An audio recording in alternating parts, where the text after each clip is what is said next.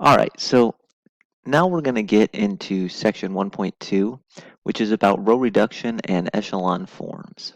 Okay, now if you remember from 1.1, we dealt with systems of linear equations, and then those translated into augmented matrices, and we used either the equations themselves or the augmented matrix to come up with solutions for the systems of, or sorry, for the system of linear equations. So now what we're going to do is we're going to do a little bit of formal row reduction and looking at echelon forms.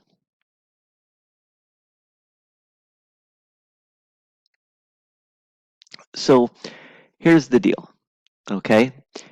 When we formulated an augmented matrix, let's just take, for instance, this augmented matrix, 7, -5, 19, 4, 10, -2. And when we did our steps to create a simple augmented matrix that gives me the solutions, we would see that the system of linear equations gives us the augmented matrix. We could reduce that, gives us, once our simplest form comes up, gives us this as our simplest form. And this simple form, we can just read off, again, if you remember from last time, this first column was representing the coefficients of the variable x1, and the second column represented the coefficients of the variable x2. So to read the solution off, we would say x1 is equal to 2, and x2 is equal to -1. All right? So we reduced the system to the easiest possible form to read in a matrix form. Okay? Now, what that is, or what we're actually doing, is creating these really, really nice forms. Now, ideally, when it's the one solution case, it's going to look like this. It's going to have a x1 is equal to a number, x2 is equal to a number. But if we want to row reduce something like this system of linear equations, we're going to get a slightly different form. So let's go ahead and do that. So what we're going to do is we're going to take this system of linear equations, create the augmented matrix, and then do those elementary row operations until we get the simplest form we can possibly make. All right, let's go ahead and do that. I'll do that here. So what I've already done is I've already written down the system of linear equations. Here's the augmented matrix. Now, in order to reduce this using those elementary row operations, what I'm going to do is I'm going to take 2 times, so I'm going to eliminate this -4 here. What we do is we take 2 times the first row, add it to the second row, and do a row replacement. And so we'll replace the second row with that. So what we would do, 2 times the top row,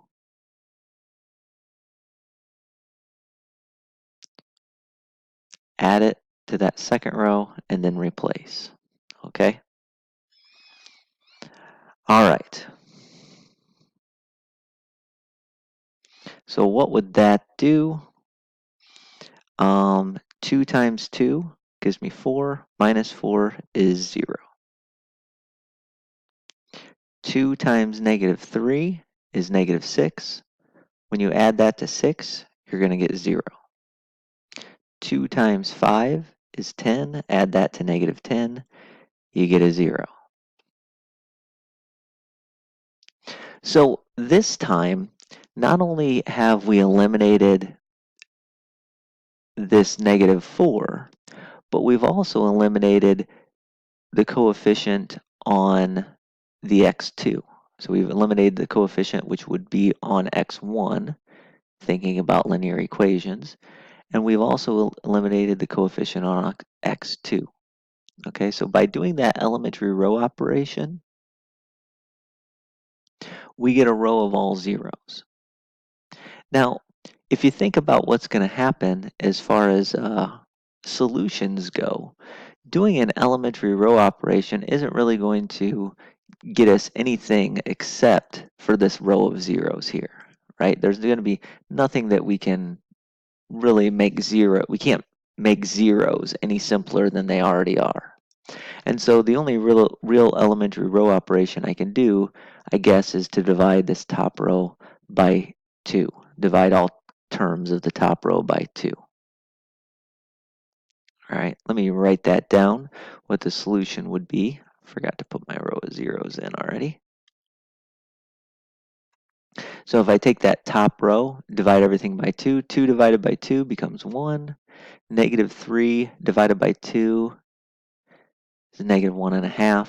5 divided by 2 is 2.5. Okay?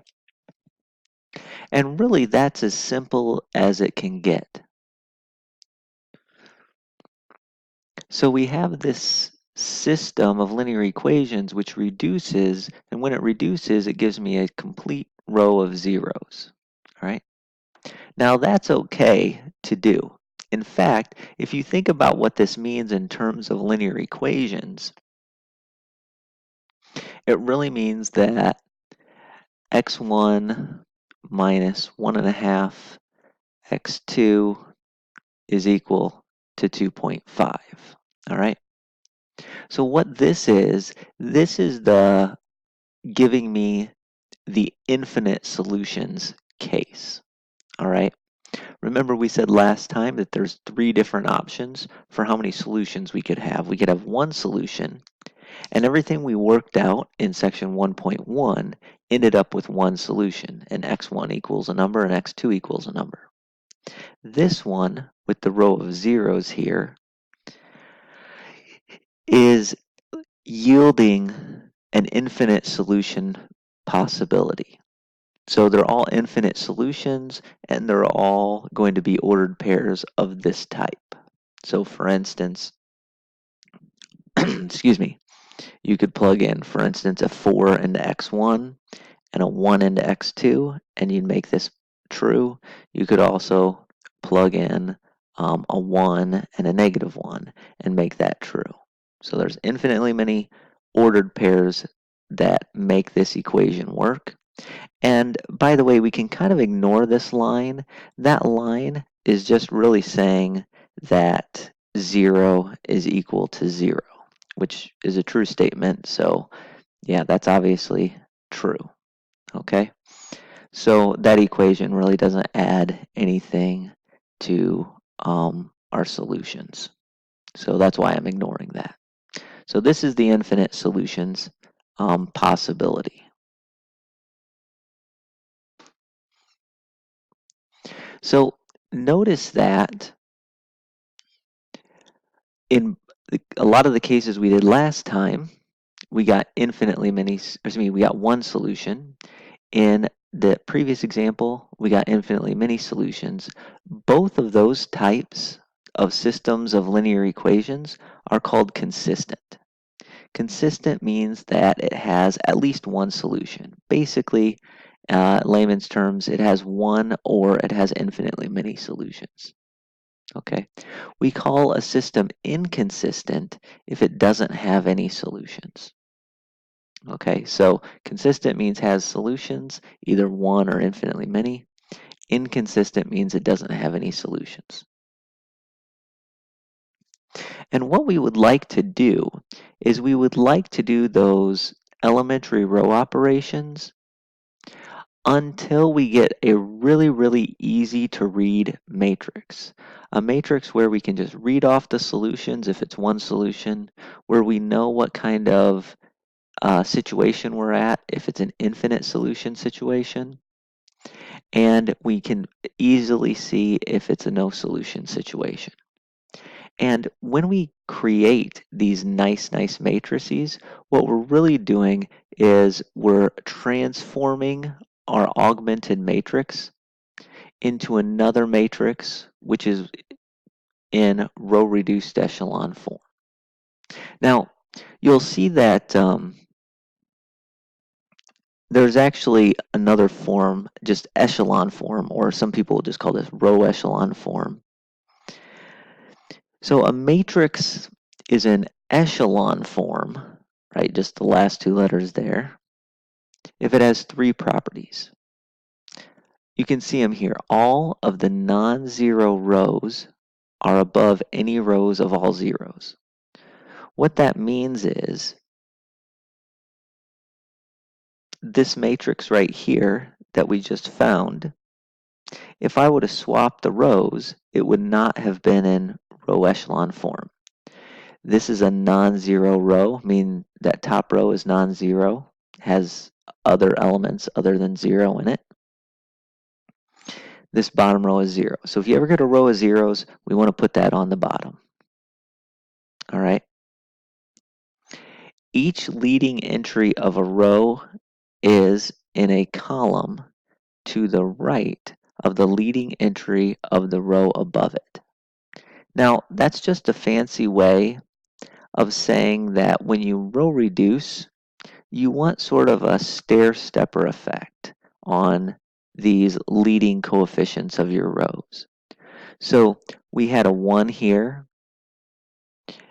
and then to get to the next, we go down and to the right. Now, it is possible in bigger matrices to go down and then have another 0 and then a 1. But we have this stair-stepper effect where you have a leading entry. To get to the leading entry of the next row down, you need to move right. Okay? That happened in here automatically. We had a leading entry here, a non-zero entry. To get to the non-zero entry in my second row, we would have had to move to the right. In fact, you can move all the way to the right, and in that case. So leading entry of a row, we have this stair-stepper effect. To get one leading entry, you go down and to the right to get to the next leading entry. Then you'd go down to the right again. Okay. And then it says all entries in a column below a leading entry are zeros. So what's that mean? If I look here, this is a leading entry. Below it are zeros. All right. So that's it. So below, if I have a leading entry in row 1, I look below that leading entry and it should be all zeros. Now that's just echelon form. It turns out this reduced matrix here is in row reduced echelon form. So echelon form has those three properties. Zero rows go at the bottom, this stair-stepper effect for leading entries, and then all of the leading entries of a row will have zeros underneath of it. If I want to add and make it the nicest possible, then I would add two more properties and create a matrix which is in row reduced echelon form. All right. Row reduced echelon form says, you know those leading entries of the rows? We want all of those to be 1. All right. So that's what I did when I reduced, if you recall. I reduced this top matrix would have been in echelon form. Leading entry, we do have a stair-stepping effect on the leading entries. The 0 rows are at the bottom. But since it was 2, it was not in row reduced echelon form. When I divided that top row by 2, I created a 1 in that leading entry, and now this is in row reduced echelon form. So row reduced echelon form, we want the leading entries to be 0. Also, if we have a leading entry of 1, then we also want not just the spaces below to be 0, but we want the spaces above to be 0 too. Okay? So let's go back to that first one we looked at. notice we have the stair-stepping effect. This leading entry does have a 0 below it. This leading entry has a 0 above it. So this one is also in row reduced echelon form. Hopefully that makes sense. So you want to ones as your leading entries, zeros below, and when you have a 1 as your leading entry, you want zeros above. Okay, that's row reduced echelon form. Excuse me. So row reduced echelon, a matrix is in row reduced echelon form if it has all 5 of those properties. So let's identify which ones are in row reduced echelon form. We're not going to deal with the echelon form very much, or some people just call it the row echelon form. We're not going to deal with the echelon form very much. We're going to do in the row reduced echelon form for a reason that we'll see later. So let's take some big matrices and see if they're in row reduced echelon form. So for instance, this first matrix, there are no rows which are just all zeros. So we don't have to worry about, 0 rows coming at the very bottom because there's no rows which are zeros. Do we have a stair stepper effect? Yeah, leading entry here. To get to my next leading entry, I go down and to the right. To get to my next leading entry, I go down and to the right. Okay. All right, so let's look at these leading entries. Leading entry here, zeros below, zeros above by default because there's nothing up there. Here's a leading entry in a row, zeros above, zeros below. Here's a leading entry in a row, zeros above, zeros below. And yes, all of the leading entries are 1. So this first one is in row reduced echelon form. Now notice that it's really easy to read the solution in this one, right? If we were thinking about these as matrices, we're saying x1 is equal to 2, x2 is equal to -1, x3 is equal to 0, and then there'd be something going on with an x4. We'll get to that in a little bit, okay? But that first equation, or that first matrix, is in row reduced echelon form. This second one, well, leading entries are all 1. There's no all 0 rows. We have this stair stepper effect on my leading entries. This first leading entry, zeros below, that's good. This second leading entry, zeros are below, but above this leading entry is the number 2. So that's echelon form, but not row reduced echelon form because because of that 2 that's above one of my leading entries in the row. Okay. This last matrix on this page, what you'll notice is, yeah, leading entries are 1 on all the rows, but we don't have this stair stepper effect. So notice that this leading entry is on the x2 variable. It would have really been nice to have swapped row 2 with row 1.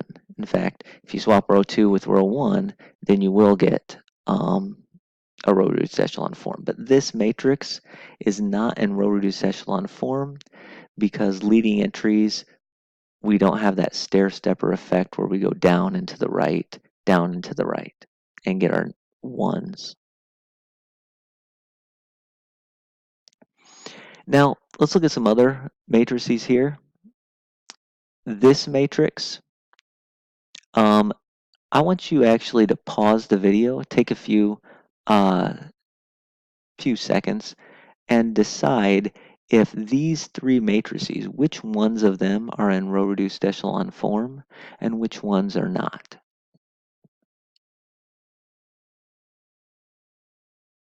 All right, hopefully you paused the video. If you didn't, make sure you do that. Okay, So look at the leading entries. The 1, 1, 1 there. So they're all ones. We do have this stair stepper effect. That's fine. You look at this one, zeros below, zeros above. Look at this one, zeros above, zeros below. Look at this one, zeros above, zeros above, zeros below. So this is row reduced echelon form. We don't really care about this column right now or this column to determine if it's in row reduced echelon form. They can be any numbers we want. Notice I don't care about putting zeros above this one, 1, because it's not a leading entry. So this is the number 1, but this is the leading entry in that row. So I care about getting zeros above and below the leading entries, but the other entries in the row, I'm not really concerned about getting zeros above and below those. All right. So top one is a yes, it's in row reduced echelon form.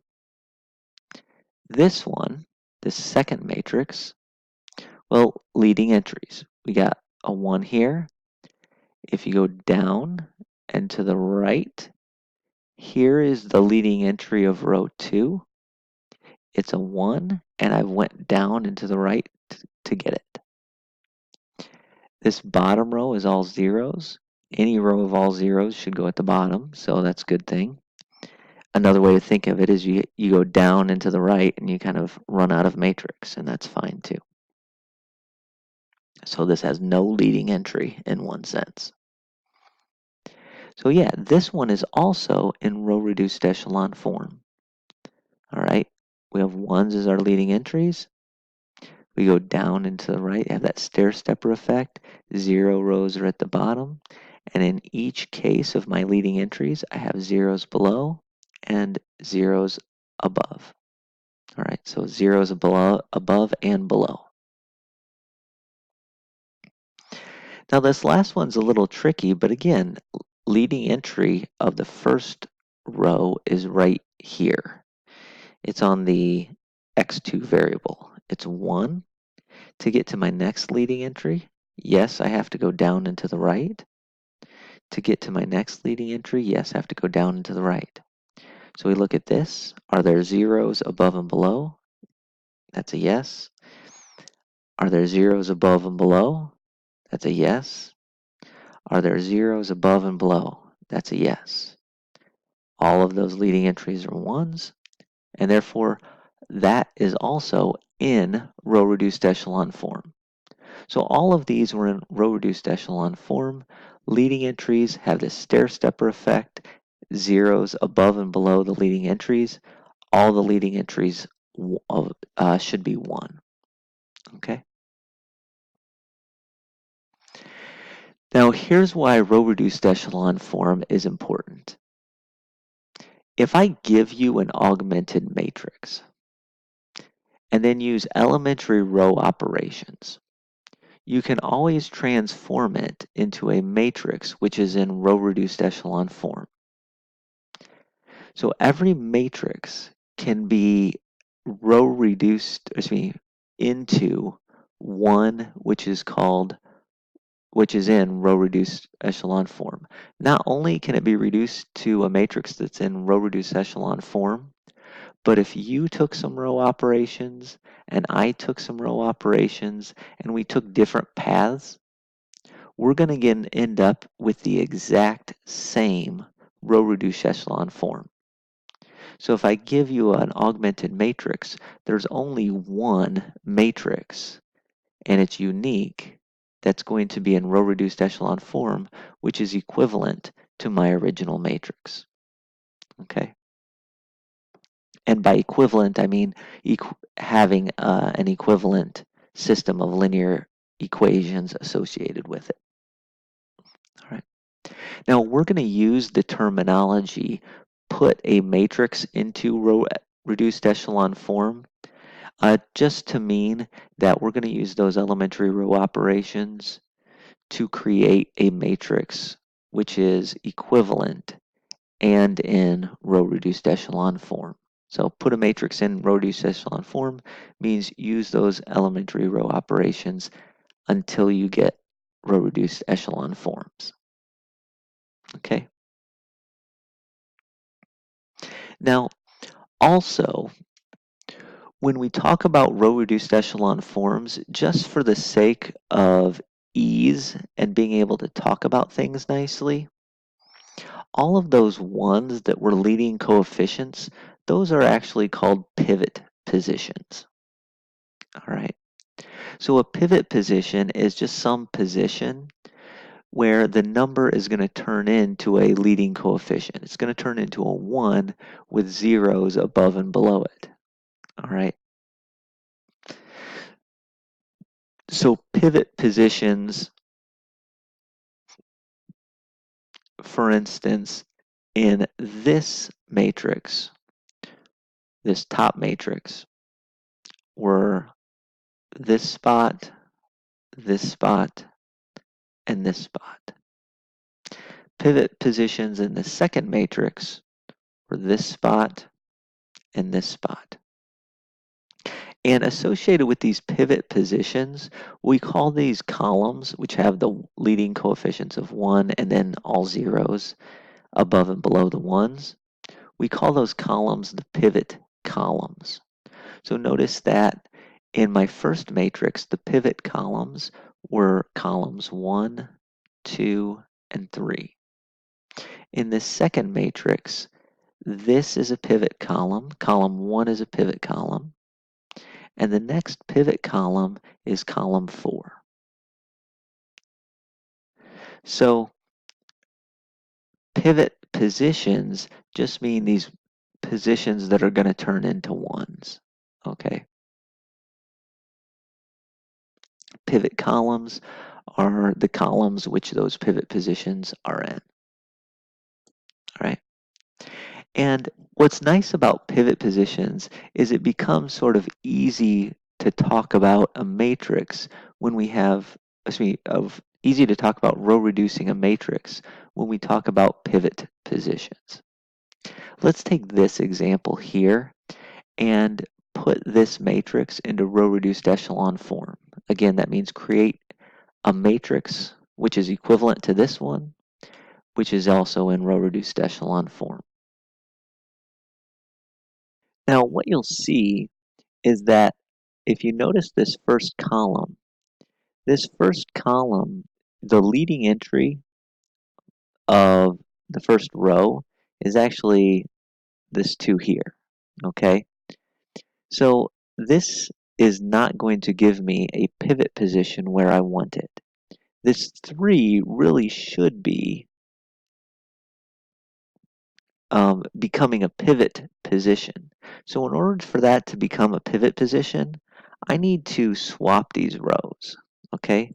Again, we kind of want our pivot positions, we want to start at the top left and then work our way down, okay? That's what we've been doing, if you've noticed, kind of when we row reduce or when we create equivalent matrices.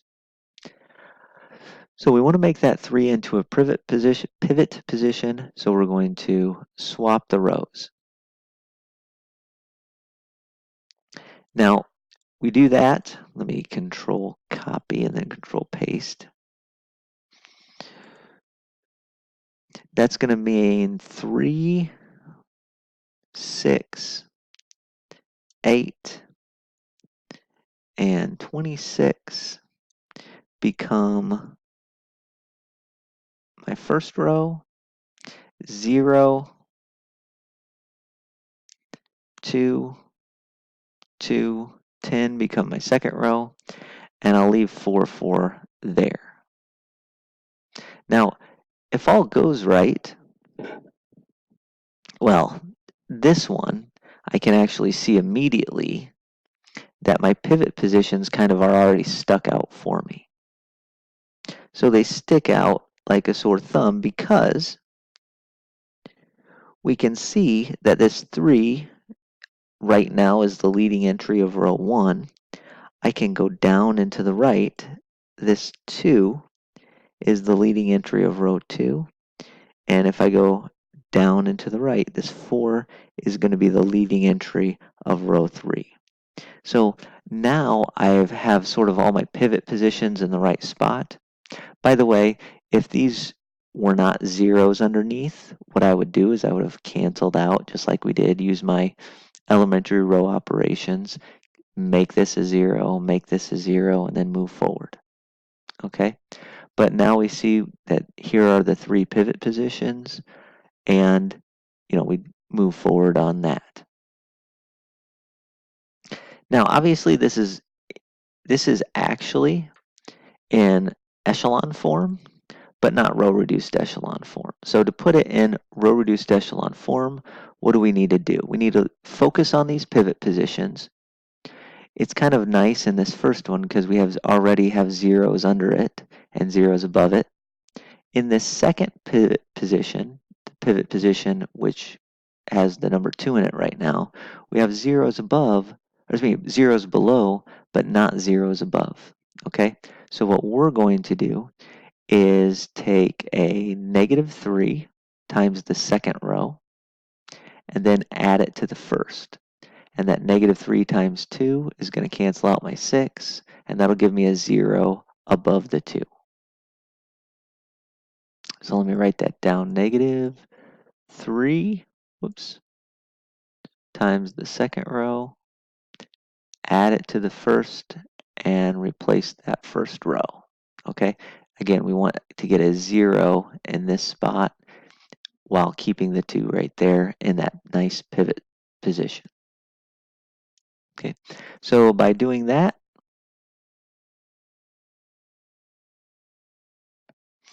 -3 times 2 plus 6 becomes 0. -3 times 2, that's -6. When I add that to 8, you get a 2. -3 times 10 becomes -30. Plus 26 becomes -4. Okay, hopefully I did that right. Now, notice I get these zeros below and above this pivot position. Now, my last pivot position is the 4. I'm going to do something real quick. I'm going to multiply that bottom row by 1/4 just to make my life a little bit easier. I'll do that to the other 2 rows after I do my reducing. Oops. But if you multiply that bottom row by 1/4, you get 1s there. Okay, so we're going to take and do our standard stuff. We take a -2 times that row and add it together with this row. Okay, and then also we'll do that same thing for row 1 as well. Okay, so after we do that, we'll take a -2 and multiply it times the bottom row, add it to row 1. -2, because -2 times 1 plus 2 is going to give us 0. Okay, so let's go ahead and do that for rows 2 and 3. So if I take -2 times 1 plus 2, we get a 0. -2 times 1 plus 10 is 8. So did that. Now let's do the same thing for this row 3 with row 1. -2, well, let me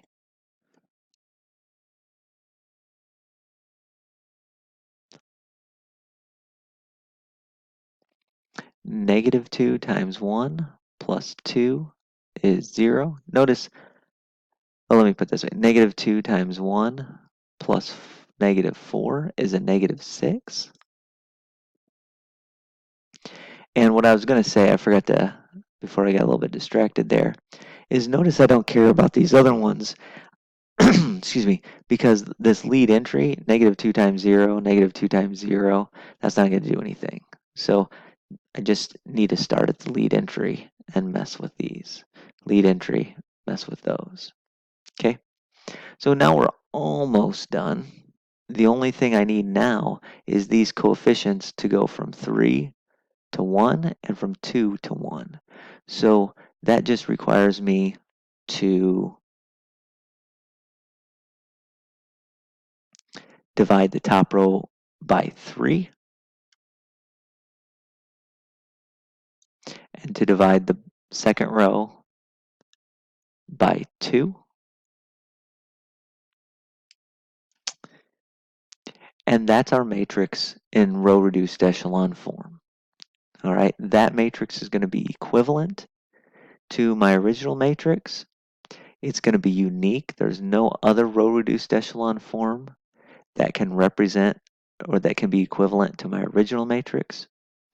And that really easily gives me my answer. In fact, in this case, we can see that the answer has to be x1 is -2, x2 is 4, and x3 is 1. Okay? Or if you want to write it as a list of numbers, you'd write the list of numbers as -2, 4, 1. So that is how you would use pivot positions. All right, we swap the rows until we can know we get our stair stepper effect. Then I make all of the entries underneath my pivot positions 0. And then I go back and I make all of my entries above the pivot position 0. And then divide out, make the coefficients what we need. All right, that's kind of the process. Now, the book goes into a formal process. You can look at the steps there. But what's nice about row reduced echelon form is we can do this with our calculator. Okay, our calculator takes about 2 seconds to put a matrix in row reduced echelon form. Okay, so we're going to create a matrix and put it into row reduced echelon form utilizing our calculator. In fact, there's a matrix menu on your calculator that we are going to use. So let's take this this matrix, and I'll show you how to put this matrix into row reduced echelon form on our calculator. It's going to save us about 2,000 hours of using elementary row operations this semester. Okay, doing what we would do with elementary row operations would take us a long, long, long time. Okay, all right. So what I have up on my screen is a emulator of the TI-84. Again, this was the calculator that's required for this course. If you don't have this, make sure you got it, or make sure you have a TI-83. There's a lot of different 84 versions. Okay, hopefully you can see this and what we're hitting. Let's make this big. Okay, there we go. Move it a little over. All right, so in order to create a matrix, we're going to go into the matrix menu. So you hit second and then this button here. Hopefully you can see where my cursor's at. There's a little matrix key. And then what you're going to do, it's going to pop up a list. You can see it better here. Your screen will look like this. It'll have a bunch of different matrices. Okay, now right now we're in the names section. So if you were to hit enter, what would come up on your screen is you would take you back to the home screen and it would just plug in the matrix A there. So you hit enter again and you'd see that the matrix A that I have plugged in is the all zeros matrix, which is 2 by 3. Okay, so I want to put the matrix that we had into my calculator. So we go back to second matrix and we scroll over to here where it says edit. So we're going to use the right arrow key to where it says edit. Now what I can do is I can change matrix A. So I got edit, I'm on number 1, I hit enter. Okay. Now the matrix that was on the slide was a 3 by 4 matrix. So we're going to go 3 by 4, just type in 3, enter, 4, enter. And as you do that, your calculator now will give you a 3 by 4 entry list for a matrix. Okay, now we just put the entries in. So the entries were 1, it should say of the top row were 1, 3, I'm just hitting the number. Oops, I screwed that up, sorry. I put in -1 instead of -1. So you got to be careful there. I hit the minus button instead of the negative button. I was going a little bit too fast. -1, -2, -2, -3, 5, 1, -2, 0, 8, 6. Boom. So that's my matrix here. And if we wanted to make this pop up, we can go to the home screen by pushing second quit. Now here's a little trick. We already had matrix A up there. You could go back into the matrix menu and click names and get A, but you can also, you can go second and then entry. That'll pop A back up because it's the same thing you just typed in. So pop up A, hit enter, and you'll see our matrix displayed here. 1, 3, -1, -2, -2, -3, 5, 1, -2, 0, 8, 6. Okay? So what we want to do is we want to row reduce this. We want to put this in row reduced echelon form. Again, put it in row reduced echelon form means create the equivalent matrix. Now, there's an easy key in the matrix menu that will do that. So you hit second, matrix. This time we're going to scroll over to the math section. There's a lot of different options here, but as you scroll down by hitting the down arrow, what you'll see are, eventually you'll see 2 entries here, REF, that means row echelon form, that's the echelon form we were talking about. That's actually not unique, so we're not going to go with that one. We're always going to go with the row reduced echelon form, RREF. By the way, you've probably seen that on all those slides. Every time I talk about row reduced echelon form, I don't want to have to write out all 4 words there every time. So we almost always simplify it to RREF. So you hit enter, RREF, enter. So it'll say row reduced echelon form what? What matrix do you want to put in row reduced echelon form? Well, we want to put the matrix A into row reduced echelon form. So we go back to our matrix menu. In the names category, we make sure we're on A and hit enter.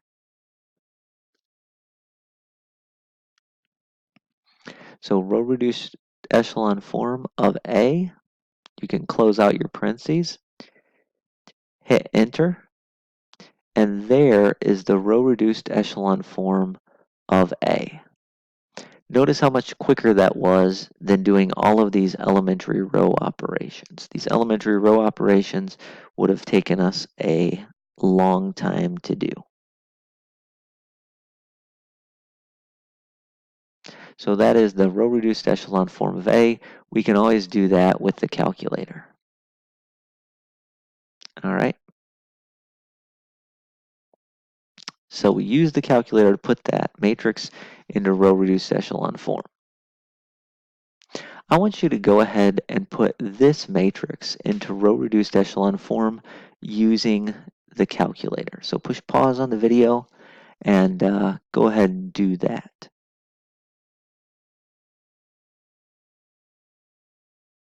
All right, so here's this 3x4 matrix.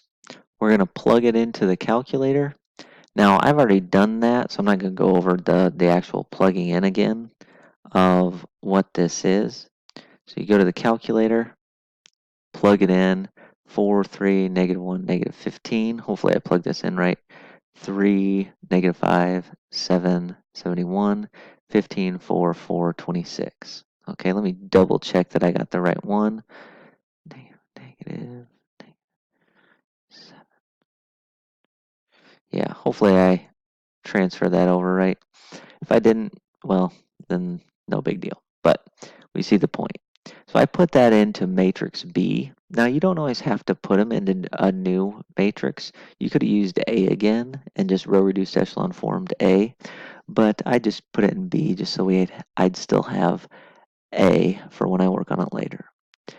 Then go again that matrix menu, matrix, calculate all the way down to RREF, put that into B, and when I did that, I end up with some ugly looking decimals. Now, this is going to happen sometimes, all right? This is still in row reduced echelon form. If you go ahead and look at the leading entries, 1, zeros above and below. Here's the leading entries is 1, zeros above and below. And if you look over, this is what it looks like, right? Now, sometimes it's a little bit nicer to just, instead of using the ugly decimals, to actually use fractions. So on your calculator, you can make this matrix give you fraction outputs by just hitting the math key. Math key is right there. I've highlighted that in red. Number 1 is fraction. Just hit enter. That'll automatically take your answer and put it in fractions instead of in decimals. Hit enter again, and you'll see that this is the matrix in row reduced echelon form. All right, so those weird decimals came out because at some point I had to divide by 29s, all right, in order to get these ones to work out nicely. So we get some weird decimals, 16 over 29 and 138 over 29 and all that kind of good stuff. By the way, if your calculator has mixed numbers instead of improper fractions, that's no big deal either, okay? So if you have -1 and 2/29 here, that's fine. Okay, so improper fractions or proper fractions are both okay for this class. But yeah, so that is that matrix in row reduced echelon form. Stair steppers, the ones, zeros above and below those leading entries of ones. And notice again, the calculator knows that if we have a 0 row, that it's going to put that on the very, very bottom. Okay. Now, we know how to use our calculator now to do row reduced echelon forms. So what we'd like to do is get used to these row reduced echelon forms and decide what types of solutions we can get. Like immediately know, oh yeah, this is the one solution variety, or this is the infinitely many solution variety, or this is the no solution variety. So we're going to look back at some of the matrices we've put into row reduced echelon form and kind of check out and see which is which and why they would be that way. I'm going to go back to the very first one we did and kind of look at that as a reference. Or we didn't do this, this was done for us when we started the section. I want you to notice what's happening here. We have x1 equals 2, x2 equals -1. So what we had is this nice 2 by 2 block over here, and ones were on the diagonal of that block. on the opposite side, so we have our sort of last column. If I ignore that last column, if I ignore the column of the constant numbers, then we have this nice diagonal shaped, we have this nice square matrix with diagonals here. And that corresponded to the one solution type. Okay, so that was a one solution type. X1 is this, X2 is that. All right. Now, do not be confused by this top matrix. Notice that, yes, we have a nice sort of 3 by 3 block here, but, whoops, but that 3 by 3 block is not next to the constant rows. We have another variable, which we would say is x4, which is what we call a free variable. X4 being a free variable means it can be anything at once. All right, let's think about what these equations meant. So what did this mean? Basically, think of this equation, if we think of column 1 representing the coefficients of x1, column 2 representing the coefficients of x2, and so on and so forth. If we read off that top row, that creates the equation that x1 had to be the number 2 in order to have a solution for the system. And this second row means that x2 had to be the number 1. Or excuse me, the number -1, excuse me. And likewise, the third row means that x3 has to be the number 0. But we have this other x4 variable. Now the coefficients are all zeros, so this doesn't come into play in any of our three equations, which means that it can be whatever number you want. Another way of thinking about this is basically we could have rewritten that top equation as x1 plus 0x4 equals 2.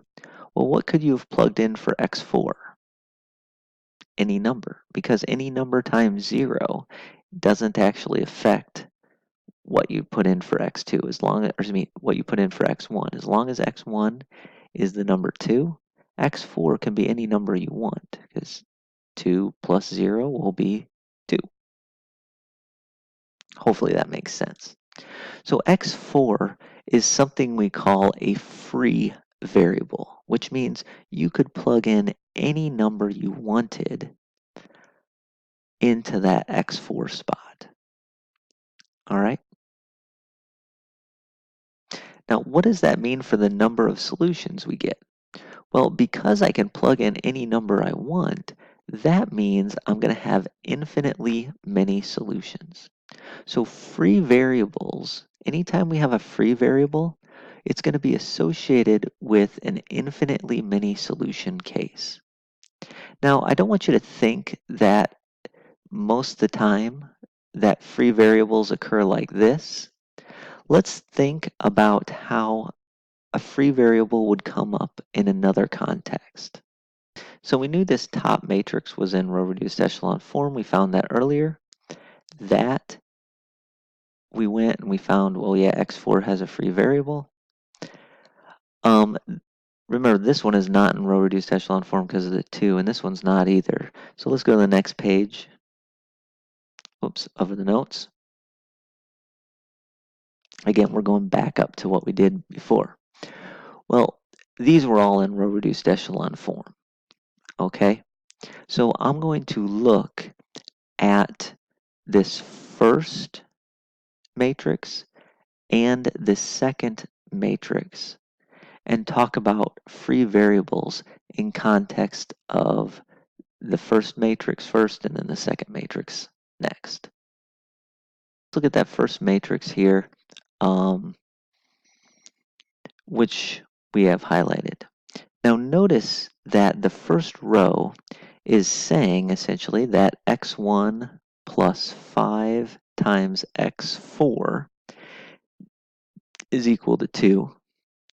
In row reduced echelon form, that second row says x2 plus 4x4 is equal to -1. And in the last row, we're saying x3 plus x4 is equal to 0. So this gives us 3 equations, and each time we have 2 unknowns. Now I want to point something out to you, that we can solve each of these equations for x1, x2, and x3. So normally we go ahead and do that, all right? So what I mean by solve is subtract the 5x4 from both sides. That's going to give you, oops,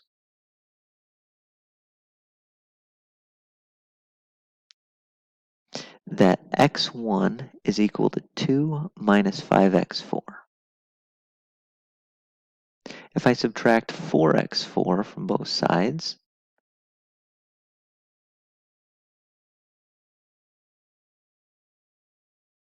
oops, we get something like that. And if I subtract x4 from both sides, I get that. Now, notice what that does. That tells me, excuse me, that tells me that x1 has to be this number. x2 has to be this number. x3 has to be this number. What's x4 have to be? Well, x4 can be anything we want to be. x4 is once again free, but notice that once we've determined x4, once we've set a certain number for x4, then that determines what x3 has to be.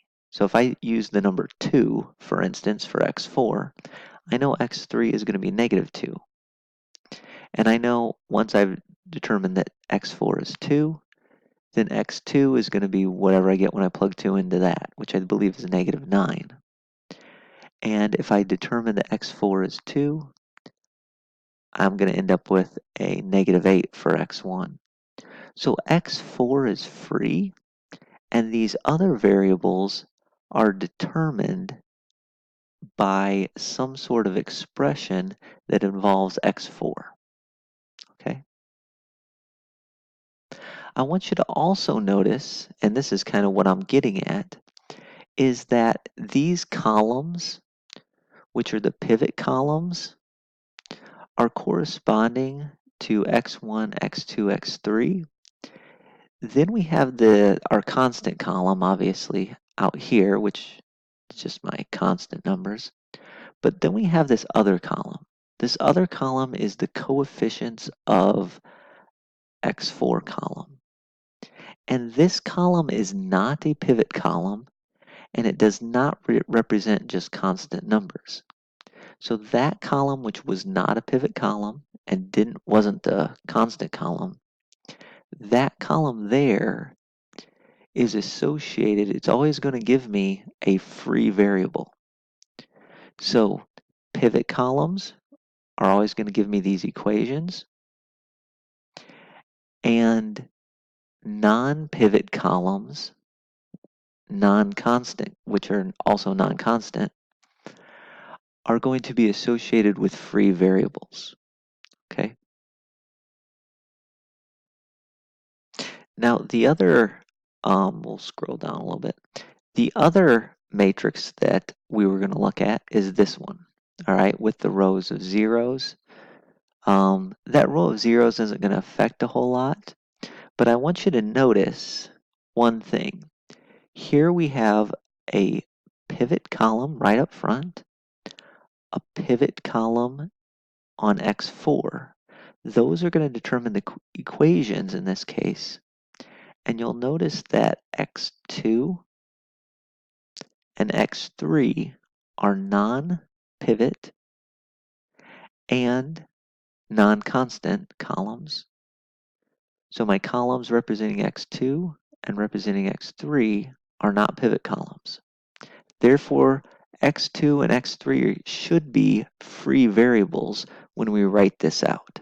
So let's go ahead and write this out. x1 plus 2, x2 is equal to 2. That's that first row. That second row is x4 is equal to -1. All right, so if we're writing this out, sometimes we like to do this in order. I'm going to solve for x1 here. So that's just subtract 2x2 from both sides.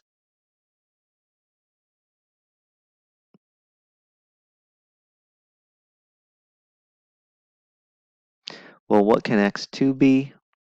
Well, x2 can be anything you want it to be. What's x3? Well, x3 can be anything you want it to be. All right. And then x4, well, x4 has to be the number -1. All right. So this is, again, an infinitely many solutions case where we have two free variables.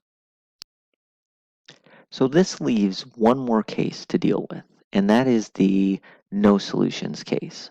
And in some ways, the no solutions case is the easiest case to deal with. So we're going to see that in just a moment. Going back to the matrices we saw earlier, which we identified as row reduced echelon form, this last matrix was in row reduced echelon form, and it, in fact, is a good representative of the no solutions case. So let's deal with that matrix. All right. So basically, you can write out the top row, the second row. That actually doesn't have anything to do with the no solutions case. The no solutions case is dependent entirely upon this last row. What is this last row telling us? This last row is telling us essentially that 0 is equal to 1. Okay? All 0 times x1 plus 0 times x2 plus 0 times x3 plus 0 times x4 is equal to 1. Again, 0 times anything is 0. So that last row being 0 equals 1 is telling us that that is the no solution case. All right? Let me scroll back there. So that's basically it. Anytime you have a row like this, where it's all zeros, and then the constant row is a 1, that's the no solution case. And I will say that in row reduced echelon form, the no solution case is always going to look like that because, again, this is a leading entry, so it has to be 1, it has to have zeros above it. So you're going to get this all zeros, 1, and then 1, and then zeros above it for the no solution case. Okay, so that's basically it for no solutions. There's no really fancy ideas there. All right. So now let's go back to that PowerPoint where we left off. We were going to look at, we looked at all our previous cases. Hopefully you can recognize now when we have columns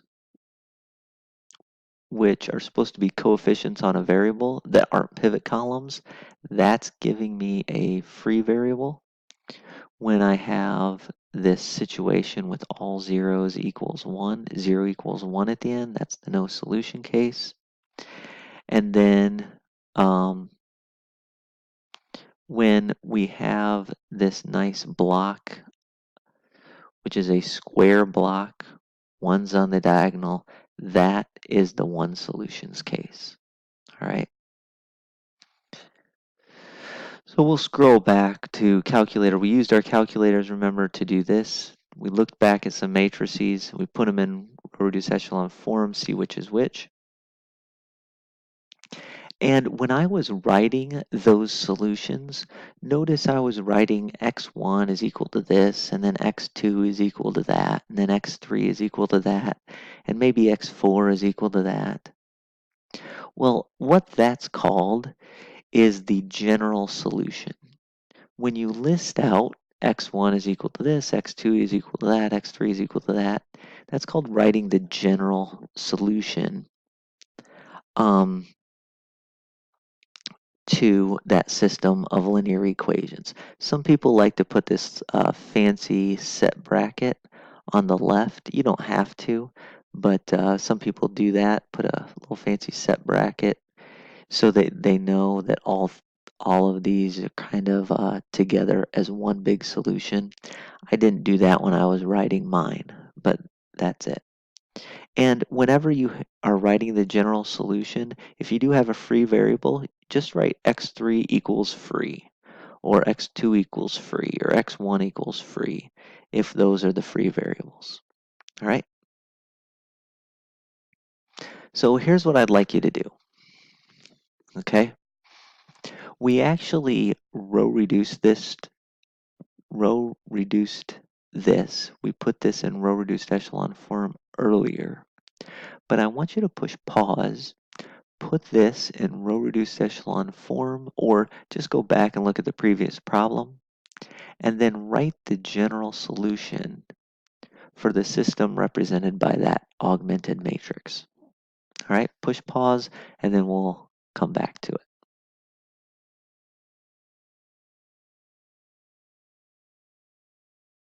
All right, so I'm going to go back to what I had earlier. Hopefully I still have that in this one. Yep. So I did this by hand earlier. So we took that augmented matrix, row reduced it, and our row reduced echelon form gave me 1, 0, 0, negative 2, 0, 1, 0, 4, 0, 0, 1, 1. Okay, so that meant we had 3 pivot columns and 3 variables. So the number of pivot columns and the number of variables matched up. That meant we had one solution. Okay, again, I didn't write that little, what do you call it? I didn't write that little set bracket on there, but you could if you'd like to. Okay, so one solution, and there is the general solution.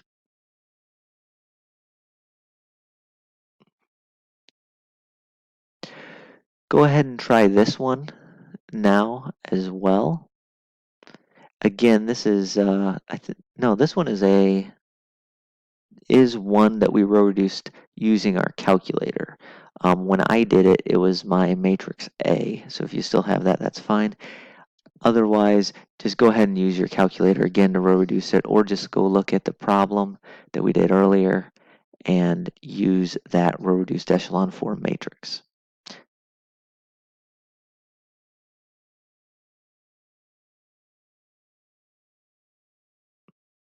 All right, so let's look at this.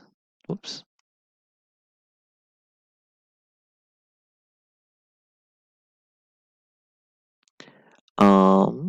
I think I still have this somewhere. Maybe I don't. Nope. I might have lost it. I did. Shoot. Well, it is still in my calculator. So let me click on my calculator and go back up to where we row reduced echelon formed A. And there it is right there. Sorry about that. So I get 1, 0, negative 4, 0, 0, 1, 1, 0, 0, 0, 0, 6. So when I have 1, 3, negative 1, negative 2, 2, negative 3, 5, 1, negative 2, 0, 8, 6. That's the row reduced echelon form. And so this is the no solution case, right? 0 equals 1 in that very bottom row. And so basically what we would say is that has no solution. Let me be more explicit on that specifically. So we'll take and add that matrix.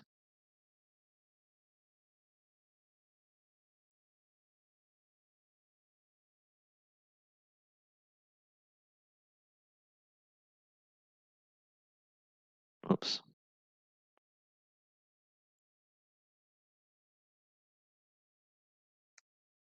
So that matrix was 1, 0, negative 4, 0, 0, 1, 1, 0, and then 0, 0, 0, 1. And so if you're ever writing this and it asks for the general solution and it comes out as no solution, all we're going to write down is no solution. Okay. You can also use the symbol empty set if you're comfortable using the empty set symbol. All right. Now, interestingly enough, if you change this by just a bit, let's say we take that exact same matrix, but we change our 6 to a negative 2. I want you to go ahead and row reduce that, put that into row reduced echelon form, and see what it gives you.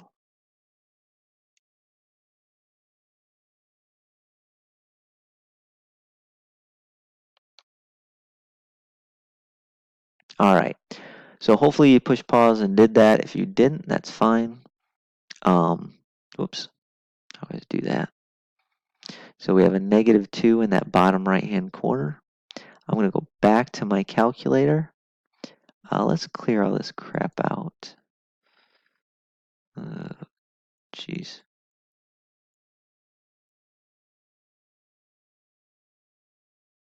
I'm going to clear that out. Let's go back to the matrix and then edit A. You can just keep pressing over and down until you get to the number in the lower right hand corner.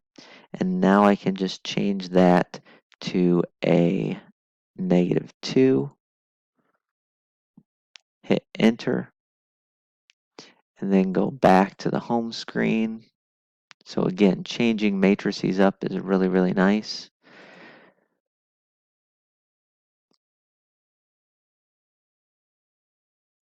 Go to row reduced echelon form,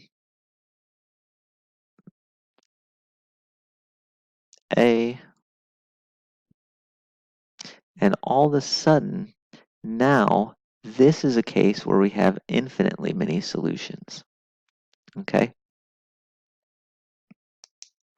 So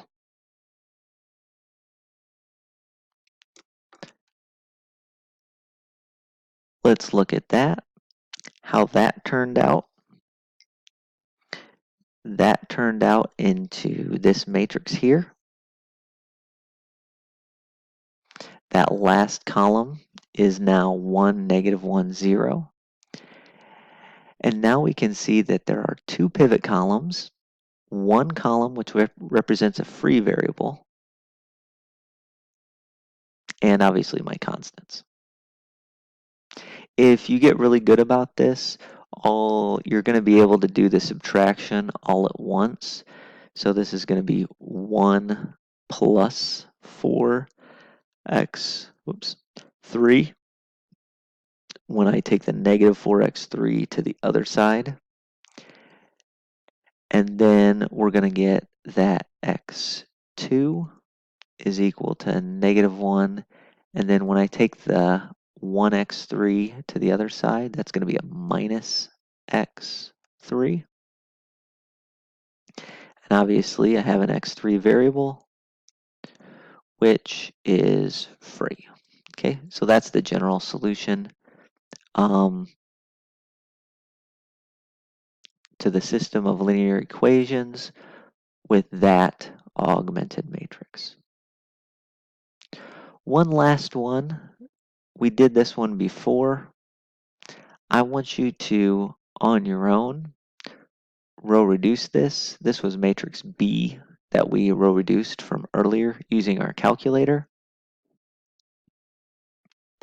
So go ahead and row reduce that and then find the, write down the general solution.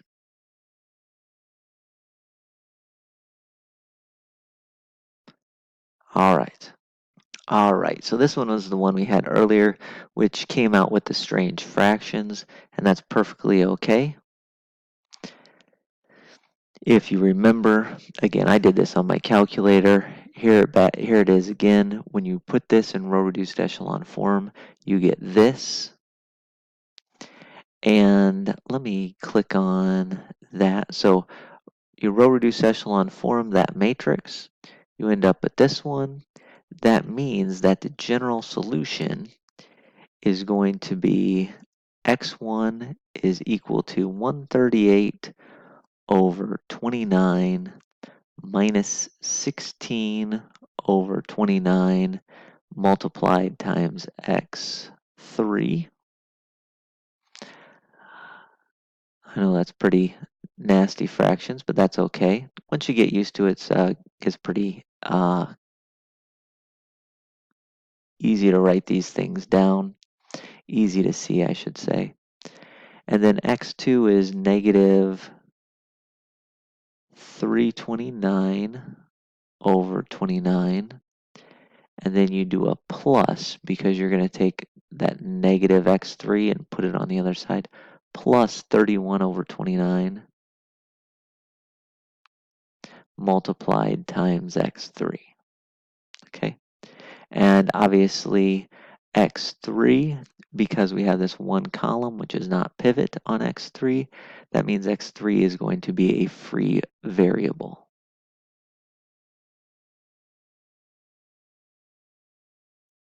All right, so that's the general solution. Again, I've had to type this in, so it's a little bit sloppy, but that's what it should look like. And so that is the end of 1.2. You should know how to, first off, you should know what row reduced echelon form is, how to identify row reduced echelon form. Then you should know how to do it, both by hand and by calculator. Now, the vast majority of times in our class, we're going to use calculators, but on the test, I think I might have you row reduced echelon hand like one example by hand, just so that you can show me what steps you're taking and what those elementary row operations actually are doing. All right. So you should be able to identify row reduced echelon form matrices, row reduce them by hand, use the calculator to row reduce them. That's going to be a big part coming up later, all the time throughout the semester. And then be able to write a general solution.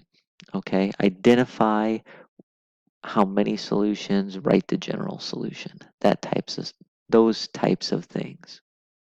And so those are the key components of section 1.2. So that is the end of section 1.2, and we will get started in 1.3 on the next video.